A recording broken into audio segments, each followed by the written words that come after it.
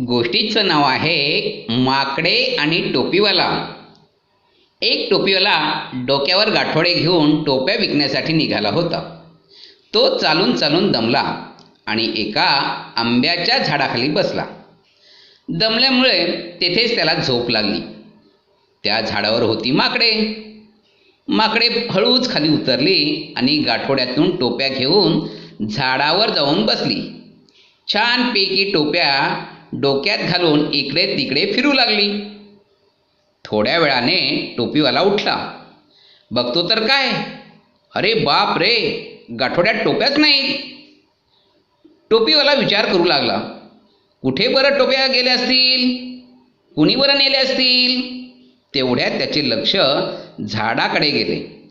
झाडावर खूप माकडे होती आणि त्यांच्या डोक्यावर टोप्या होत्या. आता काय करावं? टोपीवाल्याने छोटी काठी घेतली आणि माकडांना भीती दाखवली. पण माकडांनीही झाडाच्या फांद्या तोडल्या आणि टोपीवाल्याच्या दिशेने फेकल्या. माकडेही भीती दाखवू लागली. टोपीवाल्याने दगड फेकले आणि माकडांनी झाडावरचे आंबे तोडून टोपीवाल्याच्या अंगावर फेकले. आता मात्र टोपीवाला घाबरला. त्याच्या लक्षात आले की मी जसं करतो तशीच माकडे करतात. टोपीवाल्याला युक्ती सुचली. त्याने आपल्या डोक्यावरील टोपी जोरात आपटली. त्याबरोबरच माकडांनी सुद्धा आपल्या डोक्यावरील टोप्या जोराने खाली फेकल्या. टोपीवाल्याला आपल्या सर्व टोप्या परत मिळाल्या.